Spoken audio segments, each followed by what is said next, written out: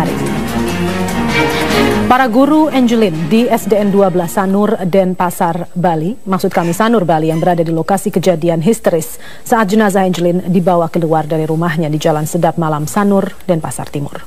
Para guru tidak menyangka Angelin akan ditemukan dalam keadaan tak bernyawa.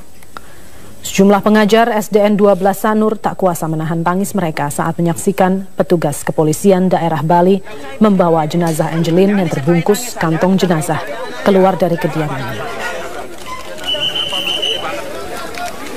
Para guru tidak menyangka Angelin akan mengalami nasib tragis. Mereka berharap pembunuh Angelin dihukum seberat-beratnya.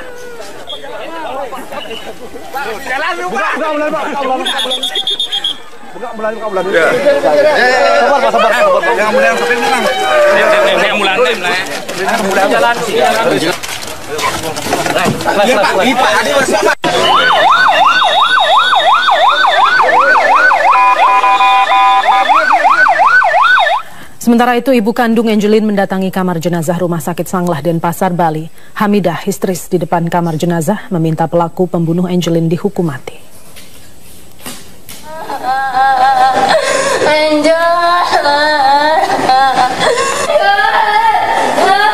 Siapa bunuh kamu, Jol?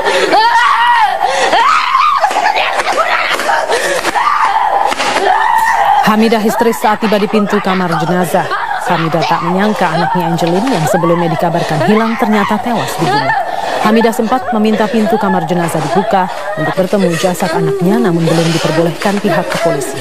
Hingga kini Hamidah masih bertahan di kamar jenazah Rumah Sakit Umum Pusat Sanglah Denpasar. Hamidah mengaku telah pisah dengan Angelin sejak lahir. Angel, buka pintunya, Angel, ibu datang. Angel,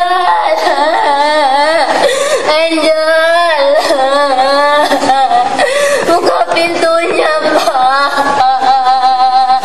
Angel. Pemirsa, kematian Angelin, anak kelas 2 di sekolah dasar di Sanur, Bali, masih misterius. Jenazah Angelin yang dievakuasi dengan menggunakan mobil Basarnas kini sedang menjalani proses otopsi oleh tim dokter forensik Rumah Sakit Umum Pusat Sanglah Denpasar. Tim forensik RSUP Sanglah Denpasar telah selesai melakukan pemeriksaan luar terhadap jenazah Angelin. Pemeriksaan kini berlanjut ke pemeriksaan dalam dan berlangsung tertutup sejak pukul 14.30 waktu Indonesia Tengah. Belum ada keterangan resmi dari pihak rumah sakit terkait hasil otopsi.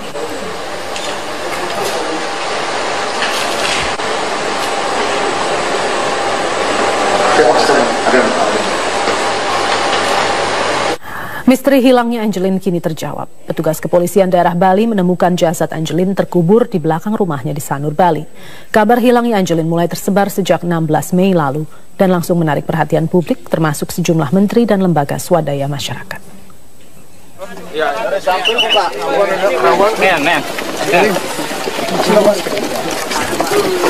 3 minggu pencarian Angelin, anak berusia 8 tahun yang hilang sejak 16 Mei lalu berakhir setelah kepolisian daerah Bali menyisir rumah Teli Margareta, ibu tiri Angelin, di Jalan Sedap Malam, Sanur, Bali. Polisi menemukan jasad Angelin terkubur di belakang rumahnya dengan ditutupi sampah dan tercium bau menyengat.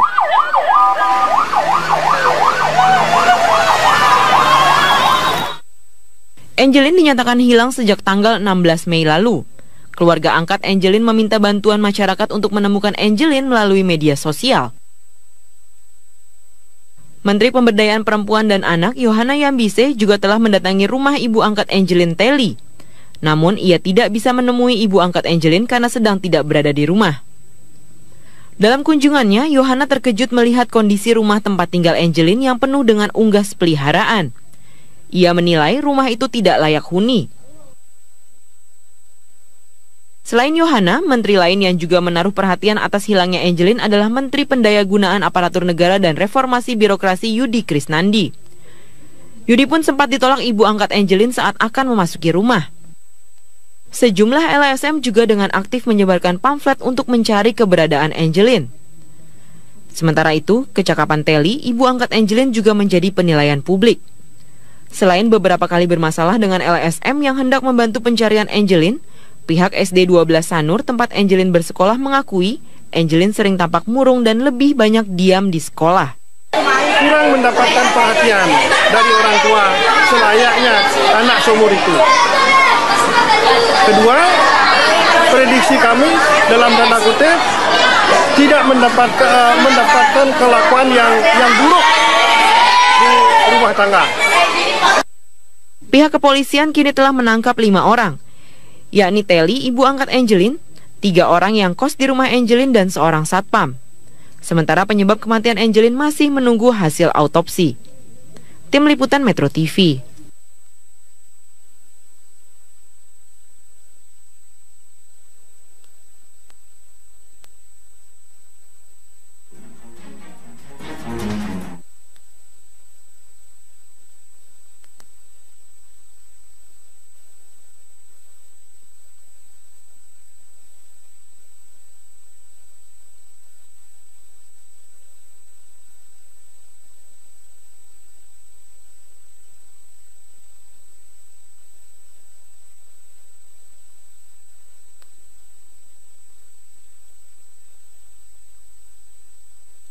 Dan pemirsa, kita akan bertanya langsung dengan Kapolda Bali Irjen Pol Roni Sompi. Selamat malam Pak Roni. Halo, selamat malam ya. Mbak Nelda. Pak Roni, ini ada jeda waktu yang cukup lama antara berita hilangnya Angelin dengan penemuan jenazah. Apakah sebetulnya sudah ada penyisiran sebelumnya di lokasi oleh kepolisian?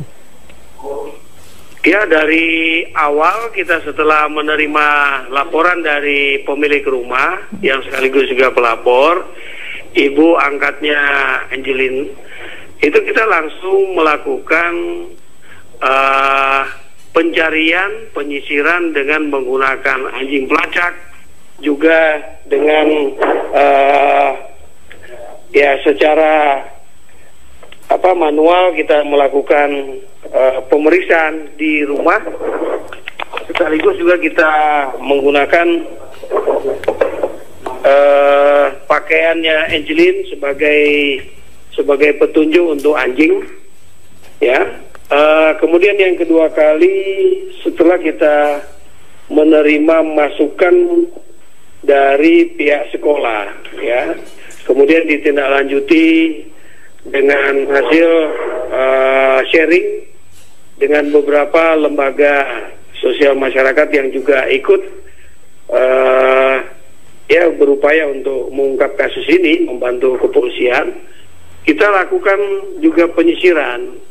Namun demikian tentu semua upaya ini pasti juga ada kekurangan. Oleh karena itu tadi pagi saya mengingatkan kepada kawan-kawan saya penyidik, coba diingat kembali apa yang sudah kita lakukan selama ini.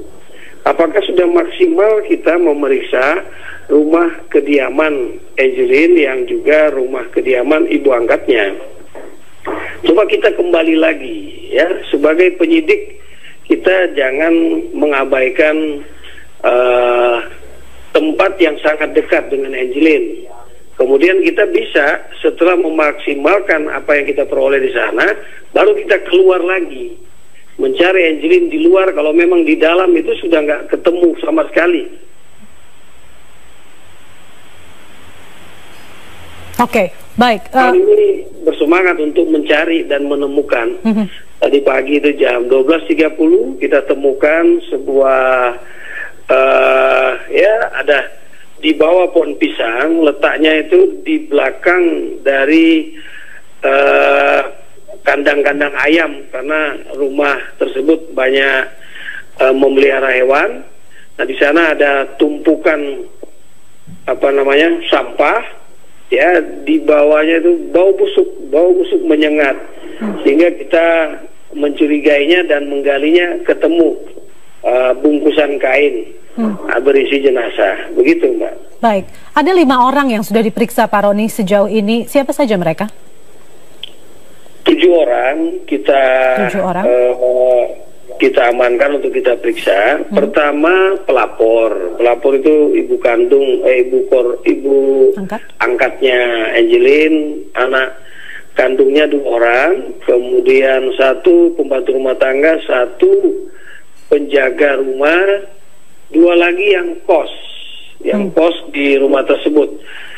mereka yang sangat dekat dengan kehidupan Angelin, sehingga kita lakukan pemeriksaan terhadap mereka bertujuh. Sampai sekarang masih kita lakukan pemeriksaan, Mbak. Apa indikasi keterlibatan ketujuh orang ini, Pak Roni, sejauh ini? Ya, tentu sebagai penyidik, semua yang sangat dekat di rumah itu dalami sebelum kita menyentuh yang lain.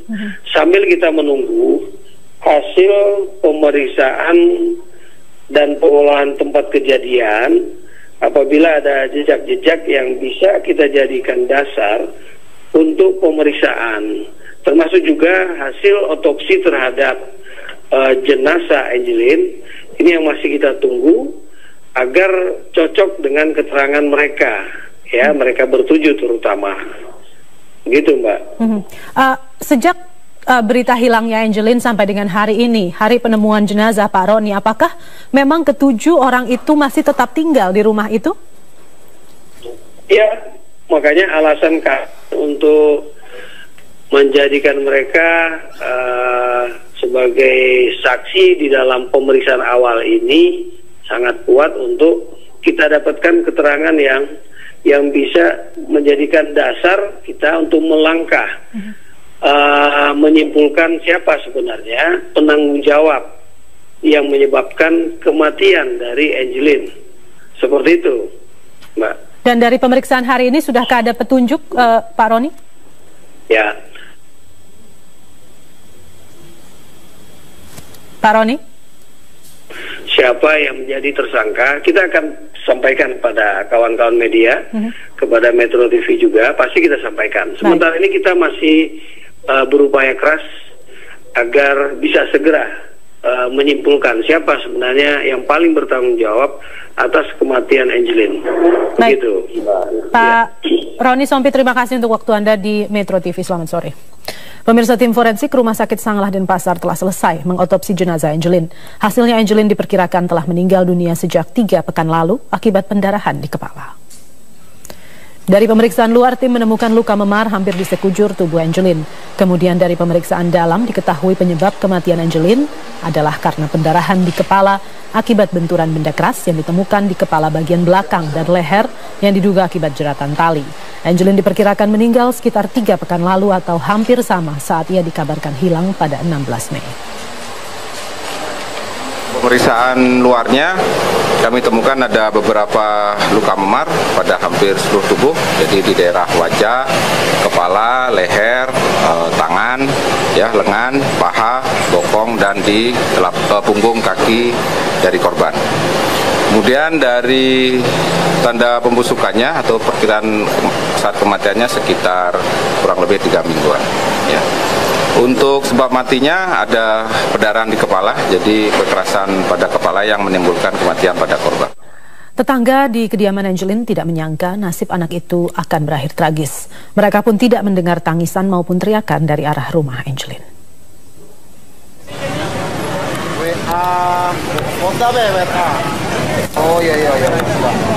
Selain tak menemukan hal-hal mencurigakan di sekitar rumah Angelin, para tetangga pun kesulitan memperoleh informasi tentang anak 8 tahun itu. Para tetangga juga tidak bisa menerka mengapa Angelin sampai dibunuh. Anak kelas 2 sekolah dasar itu oleh para tetangga diketahui sebagai gadis cantik namun kurus dan terlihat kurang sehat. Tetangga tak banyak mengenal keluarga yang mengurus Angelin karena ibu angkatnya dikenal tertutup. Di situ rumahnya ya? Iya. Oh iya. Nggak pernah masuk? 1 kali masuk, 1 kali. Pas apa itu? Pas waktu KPAI kesini itu dan. Terus kondisinya seperti apa di dalam ini? Ya bau sekali, ayam, banyak anjing, banyak kucing gitu. Nggak pernah ngobrol-ngobrol sama orang tua yang angkat? Nggak pernah.